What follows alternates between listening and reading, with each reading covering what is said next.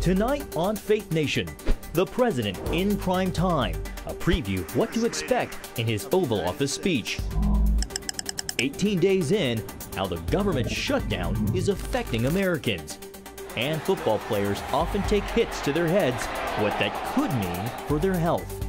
That and more tonight on Faith Nation.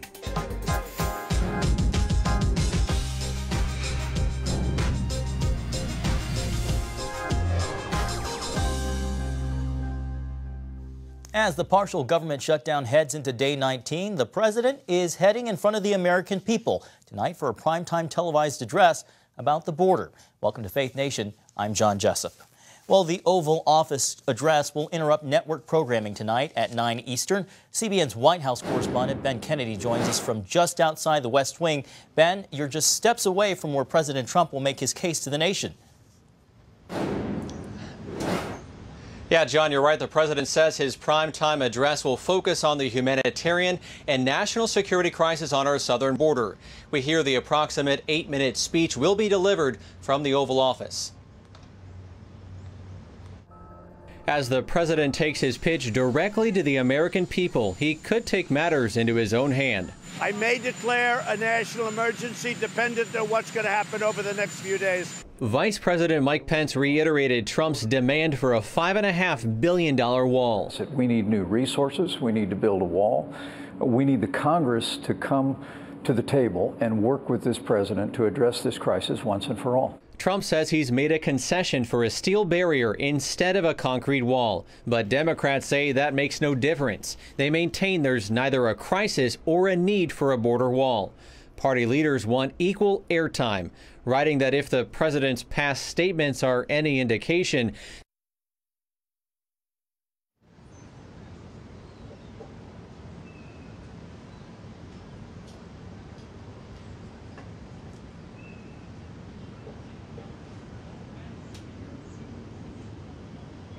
now the president will travel to the border Thursday to see what he is calling a crisis firsthand. John? Now, Ben, this will be the first time President Trump gives an Oval Office address. Clearly, this is such an important issue that he's willing to do this from the White House in a primetime Oval Office address. Yeah, John, you nailed it right there. This is President Trump's first Oval Office primetime address, which, as you were just talking about, no doubt raises the stakes of this political impasse. Tonight gives the president a platform to explain his position over what he calls the border crisis to the American people. But some are calling it a night of dueling debates with a Democratic response scheduled to follow, right? Yeah, John, you're right. Trump's remarks will be followed by a rebuttal from House Speaker Nancy Pelosi and Senate Minority Leader Chuck Schumer, who have said a wall is just not the answer to border security. They have met with the president twice in the past week and could not reach a deal to end this partial shutdown. Now, in those meetings was Senate Majority Leader Mitch McConnell, who spoke a little earlier today on the Hill. Take a listen. For the sake of the humanitarian crisis on our border, as the president will describe in his address to the nation this evening, I would urge our Democratic colleagues to get past these harmful political games and get serious about negotiating with the president. So, John, no doubt we will continue to hear from lawmakers from the Hill, probably not prior to the speech as it's just a few hours away, but certainly afterwards we'll get their take and impact. Ben, we have very little time, but I real quickly want to ask you, when the president wants to make a primetime address like he will tonight, what's the process? Who gives the green light for that? Well, John, the White House reached out to television and cable networks requesting to cut into primetime programming to carry the president's address. ABC, CBS, NBC, Fox News and CNN agreed and also plan to air the Democratic response to the president. We have also learned that Senator Bernie Sanders will give a response to the president's remarks via social media. That is the latest from the North Lawn outside the White House. Ben Kennedy, CBN News.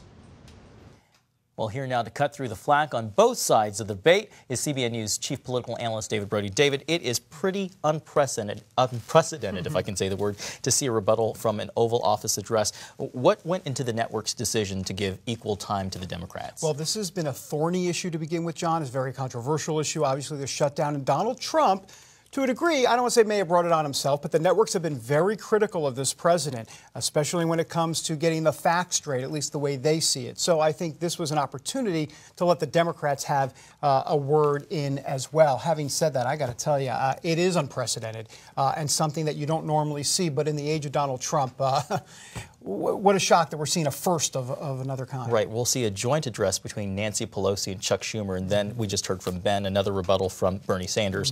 In 2014, we were talking about this just yesterday. President Obama requested airtime from both the networks and cable news channels to discuss health care. They denied that.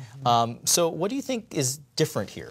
Well, first of all, they denied it because they felt at the time it was overtly political. It was going to be about immigration reform, not about a crisis at the border, more about his immigration reform, and not about DACA as well, which was controversial at the time. But also on health care, it was going to be more just about the state of our nation when it comes to health care and what was going on in the debate there. So they said no to that. What's different this time? A couple different things. First of all, Donald Trump's good for ratings. Let's be honest. Right. And I think that's a big part of it. Also, in 2014, when they were going to do the immigration, when the President Obama wanted immigration time, that was in November. Hang on, let me think. November sweeps, ratings. This is different. It's in January. That's also a factor. There are a lot of different factors as well, but I think those are a couple of things that played into it. Yeah, you don't have that primetime sweeps lineup that you're competing with. That's right. Well, you had your frequent flyer miles in today between the Bureau and the White House. You were visiting with the president, heard from him firsthand?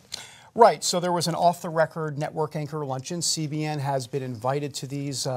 Actually, it's the fourth one I've attended in a couple of years now. And he normally does this before a State of the Union address or some big event. And obviously, the Oval Office address tonight is a big one. It's his first one ever. And I should point out, by the way, going back to that last question, that's another reason the networks would be more apt to give Trump the stage tonight. It is his first Oval Office address, so it makes it historic. And what is your sense? Is there going to be a moment tonight where he makes that case to declare a crisis on the border for a national emergency? I don't think it's going to happen tonight, though that's another reason why they're taking this live, because he's left this option open that it could happen tonight. I don't personally think it's going to happen. Having said that, there's no doubt he's going to talk about how if he needs to do it, he will, but that decision has not been made at the White House.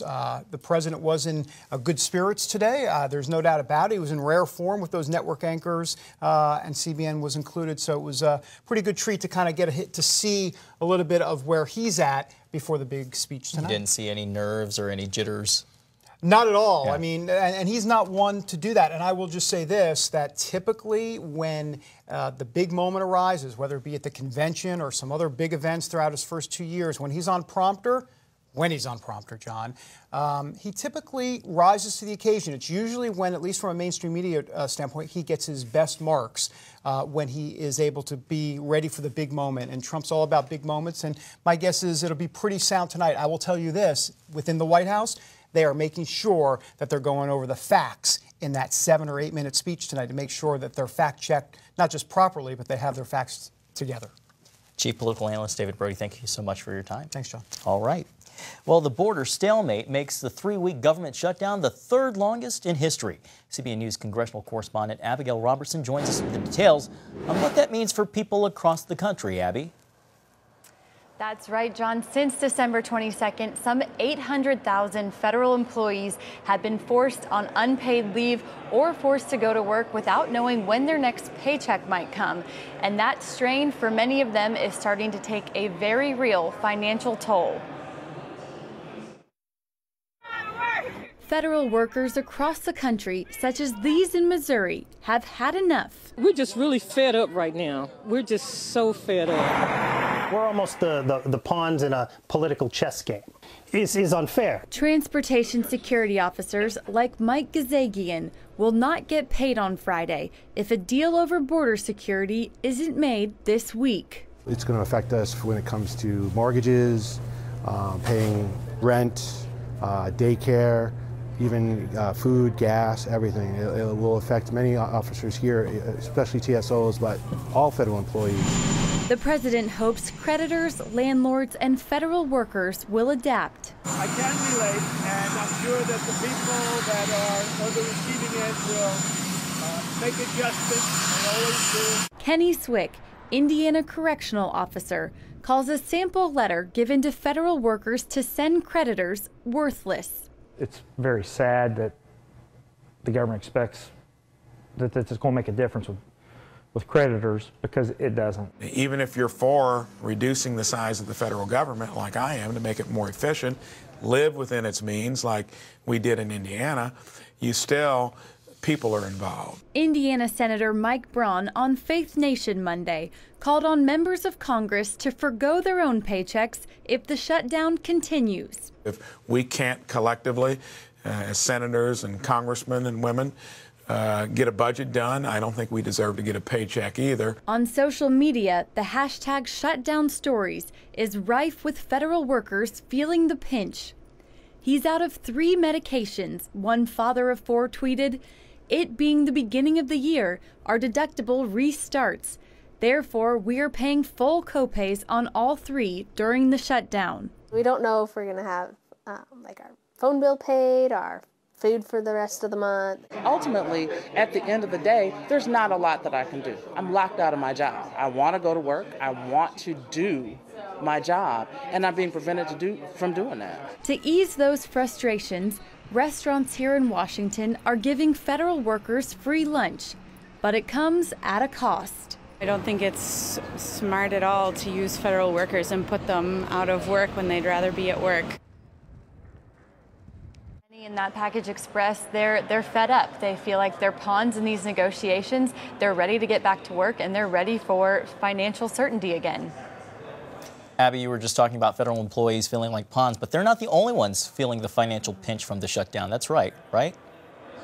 Yes, many Americans are going to start to see essential programs that they rely on run out of money. Take food stamps, for example. The Department of Agriculture has yet to say how much longer they can fund that program that 39 million low-income Americans rely on each month. Now, a senior administration official said that they believe food stamps can be funded through the end of January, possibly early February, but that is not much time if the government is not reopened, and a lot of lawmakers on both sides of the aisle are starting to raise alarm bells about this and use it as yet another motivator for them to reach a compromise and get these people, the government reopened and these people back to work.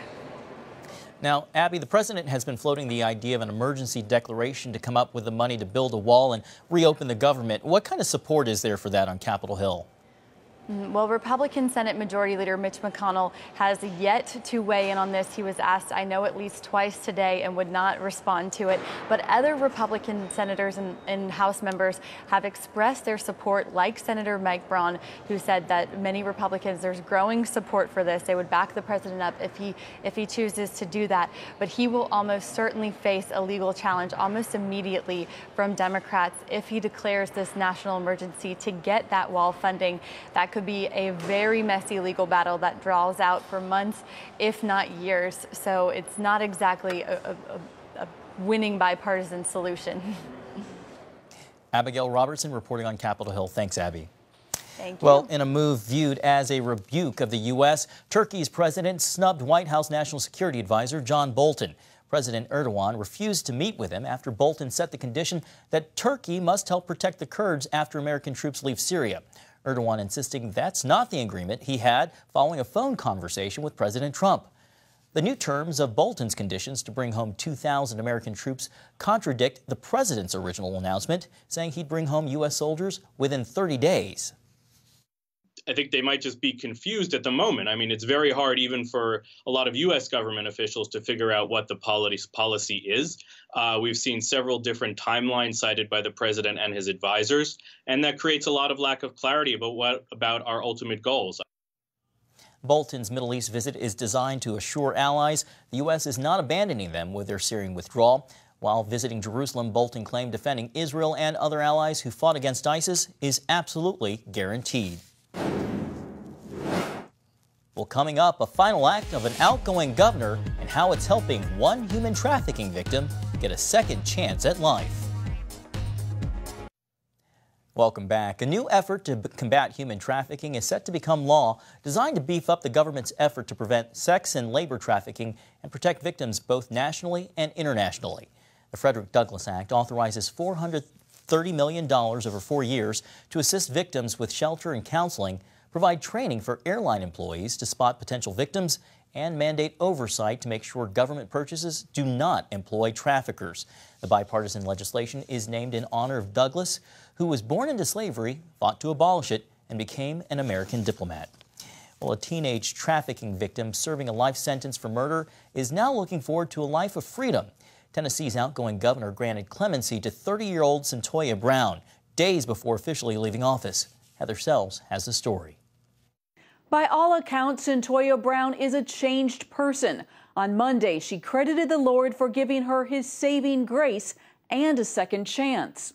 This is an action by the governor of the state of Tennessee. Governor Bill Haslam's move to grant clemency follows years of national attention and support from celebrities and politicians. At age 16, Brown's lawyers contend that she was a victim of sex trafficking and feared for her life after this man, Johnny Allen, bought her for sexual activity.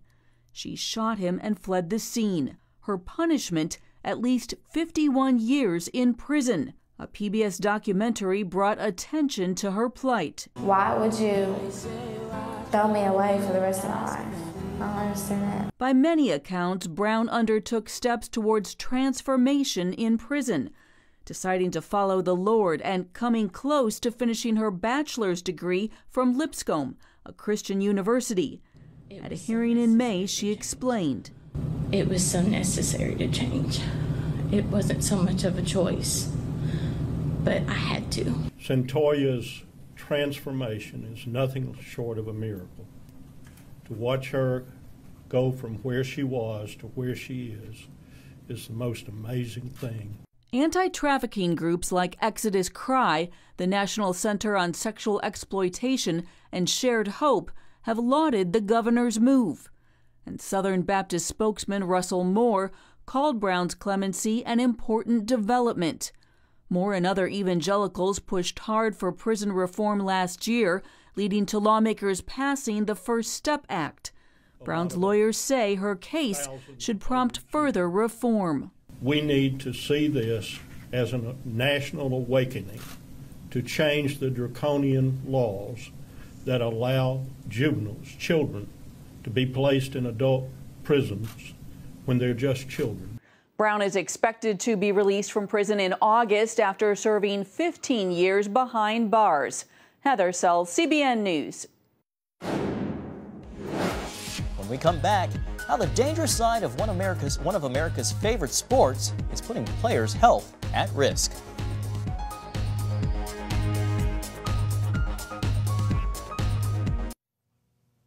Clemson shocked #1 Alabama last night, rolling over the Crimson Tide by a score of 44-16 to win the NCAA College Football National Championship. Alabama was favored to win, but Clemson's defense stopped the high-scoring Tide and even scored the first touchdown of the game with an interception return.